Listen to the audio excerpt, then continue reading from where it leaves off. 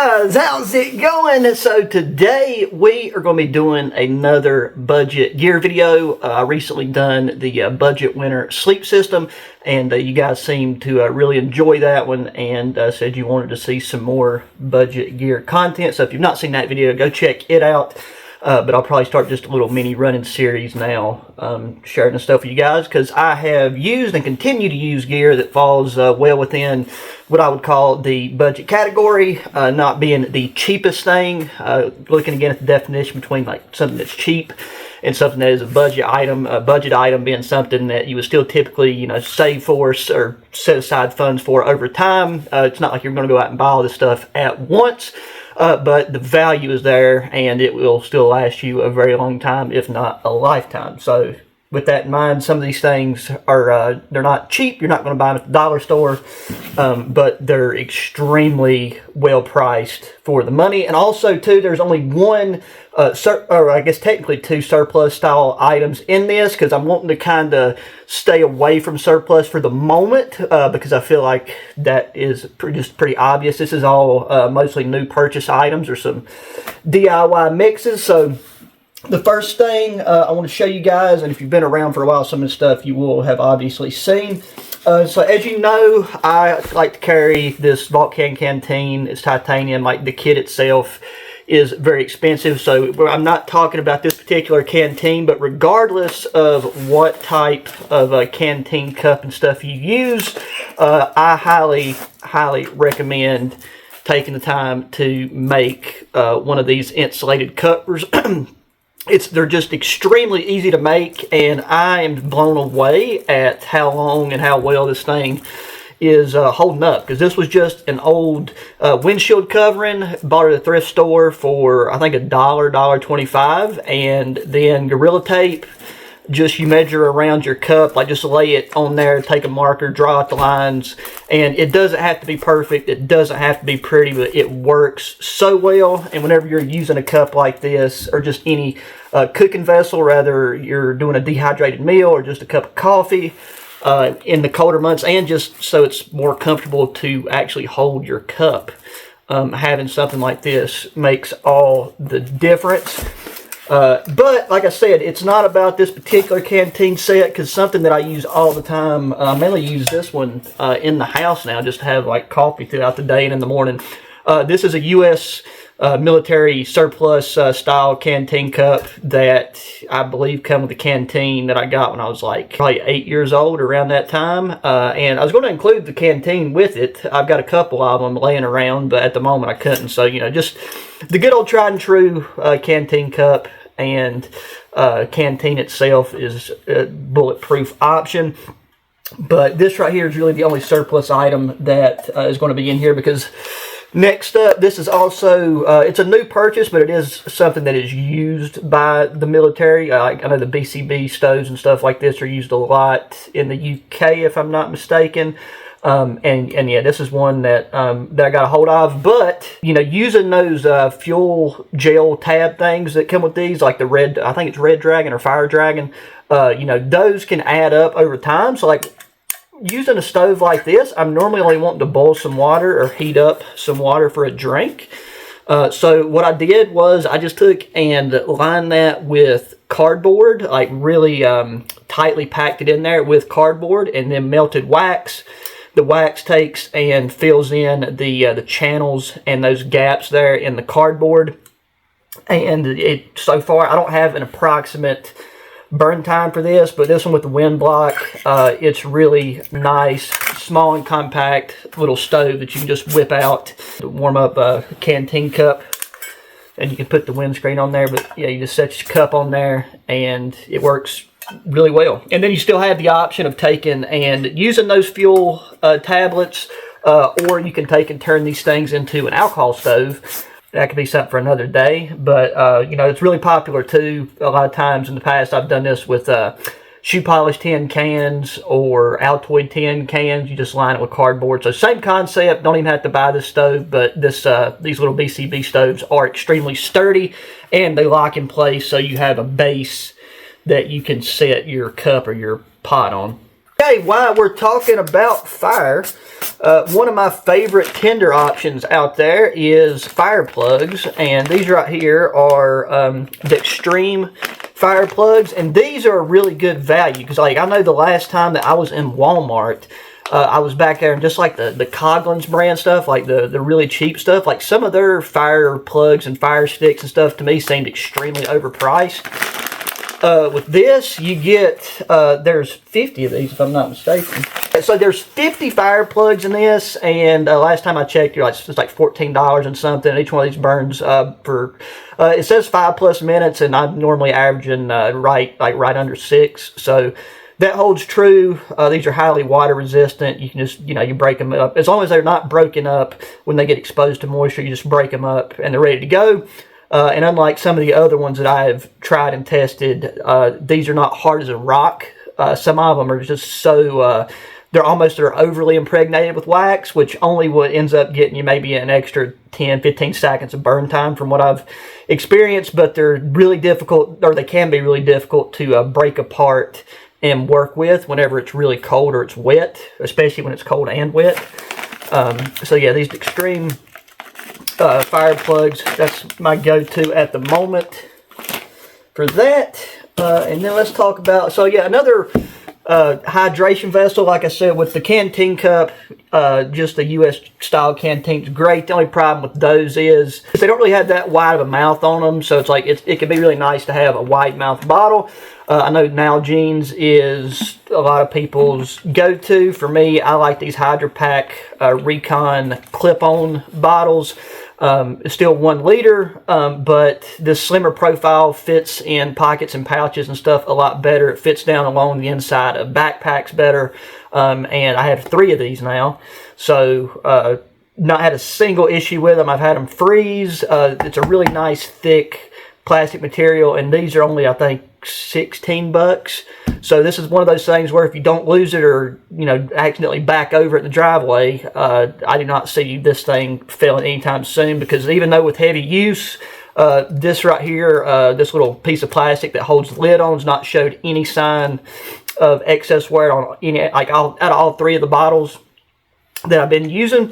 So these HydraPak 1 liter Recon bottles are the way to go. I know they do have a Recon bottle that has a different lid design that I've never used. It's got like a sipping spout, and I did read some reviews about there being issues with that spout. Don't know about those, but that's why I like the clip-on bottles, because then you do have a handle there that you can hold on to if you want to carry this out while you're walking, quick and easy to be drinking out of it while you're going, or clip it onto a bag or something. So okay, then now real quick, we'll talk about 2 headlamps, and these are ones that you guys might not have seen me use too much, but I've actually used them a fair bit because of their compact size and just how easy they are to carry in like an upper chest pocket on a shirt or a smock. Because normally whenever I head out do my overnighters and stuff, I prefer a nice beefy robust headlamp. I really love those Coast headlamps. But even for EDC carry, this Sunblessa headlamp is one that I carry in my man purse a lot. But you've got your white lights on here. You got a spot, or sorry, I think this is the flood mode, but you have white, and then you have a red, and then going on to the other side, you have just your white light, and this thing can get really, really bright for this lightweight compact size. And these are normally around $24. So for how ultralight they are, and the quality thus far, and it's got red light, I think that's a really good option because it is rechargeable. And that's really the 2. Well, there's some fair differences between these 2. So this right here is a light from CountyCom, and it's like in collaboration with Woobin. So some of you might be familiar with CountyCom or Woobin or both. But this one's actually feels more well made than this Sunblessa headlamp. And last time I looked, this headlamp right here is running at only, I think, $15. But I think with these, they're limited production runs. So I throw the links down in the description. So check some of these things out ASAP. The only thing for me of why like this wouldn't be my overall go-to is because it takes AAA batteries, and I try to run rechargeable stuff with all my gear, and then I carry a power bank, so I don't really fool around with batteries that much. But with this, you got just a really nice bright white light. I'm trying to remember how. Well, I think I just locked it. Okay, well, I actually think I just locked this by a certain button combination that I did, so I'm not even going to mess that right now. But this is actually a really nice headlamp. But yeah, just the fact that it isn't rechargeable, that's really the only downside that I have for me personally. Now, if you're somebody that is already in the habit of carrying around spare batteries and stuff, and you just would prefer to have something that you could quickly interchange the batteries, then this would be a good option. But yeah, white and red light for both of these, and they're both pretty much the same weight and size overall. Headbands, both really comfortable. So not bad, especially just the size of them. You can stick them in your pocket and use them around camp, and if it broke them, it wouldn't be the end of the day. Oh, I guess that is one difference with this one, is it does rotate different directions, so you got some different modes of adjustment here, or different angles of adjustment, where like with this one it's just this regular straight L fold over right there. So two solid lighting options. So now we'll get into something everybody likes, and that is cutting tools. So right here we have got an Odin Wolf mini fixed blade knife. I've got a black one of these that has a Scandi grind, and that's the one that I have used the most. So like this one I've not actually used that much, but that other one is buried in a smock pocket or a backpack somewhere, so off the top of my head. But these are coming in, I think, at under $25 at the moment. I've owned a couple Odin Wolf knives, some of the larger fixed blades, and so far not had any issue with any of them.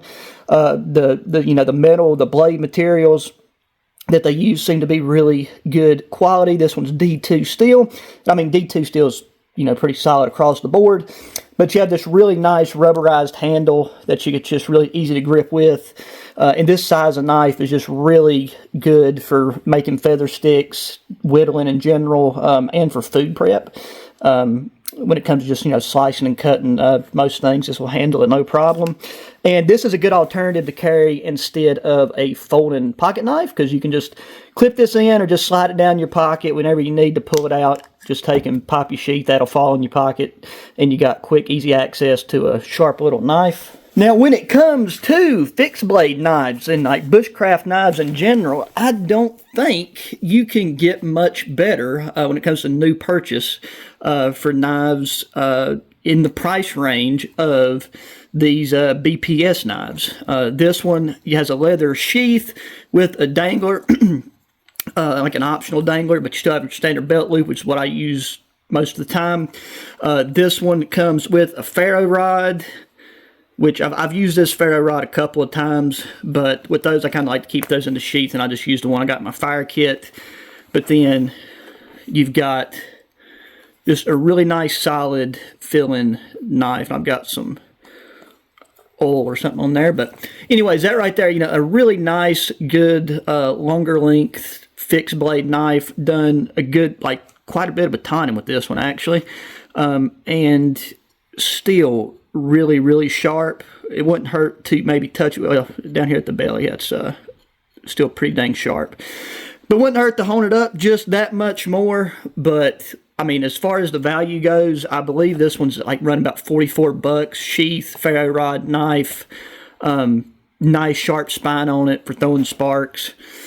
So yeah, I can highly recommend this one. I don't know if this one, I'll find the model and put it down in the description to this particular one, because they have a couple that look very similar but have different blade designs, and I've got a couple of them that I've tried out, and some of them are better than others. This is the best one that I've used for my purposes. So I'll make sure to put and include this exact model down in the description. Okay, and we've kind of worked our way up in price, so now I'm going to be showing you guys the most expensive item out of all of these budget pieces of gear. And then this might be where some of y'all disagree with the price point being classified as budget, but that is this the camo / Titan Survival wool blanket. I don't know if I've got the tag right here somewhere easy that I can show it, but there you go. That is the logo. So This is a 80-20 blend, so 80% wool, then 20% like some synthetics and stuff like that. So this thing is extremely warm. Will still take and maintain and hold heat if it gets wet. Where I go and the places I use this, there's really no chances of me getting that wet anyways, and it does seem to repel water pretty dang good. Like, I've not had an issue with it absorbing water. Used this since last winter, so part of last winter, then this winter as well. Used it in the house just as regular bedding. It's a bit larger than your standard military wool blanket. I love those as well. I've collected quite a few of those and acquired quite a few of those over the year. But this material is definitely thicker and way more comfortable. Like, this is one, I don't mind the feeling of 100% wool on my skin, but some people do. And that's where having this 80-20 blend it is a game changer for a lot of people, because like now you could actually take this wool blanket out even if you have sensitive skin and not have to worry about it. And this thing is very, very warm. If you take and do the triangle fold where you have like 2 layers of this on top of you and you got the right clothes on, you can go below freezing with just this blanket, no problem. And I mean, you can see there, like, it's not a queen size. I think it's just under a queen, like in between a full and a queen. So yeah, the dimensions, I definitely don't know those off the top of my head. But like this, I think is running at normally around $65.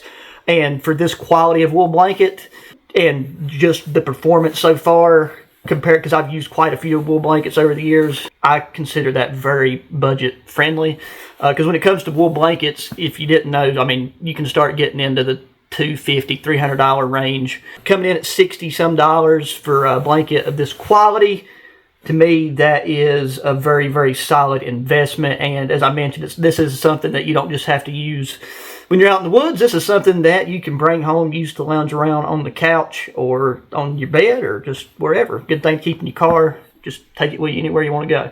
So there you go, guys. That is 10, or actually 11 items if you count that included ferro rod that comes with that BPS knife in our budget series. As I mentioned before, please let me know if this is something y'all would like to continue to see, because I've already got probably 18 other pieces of gear just off the top of my head that we could do some other videos on and talk about.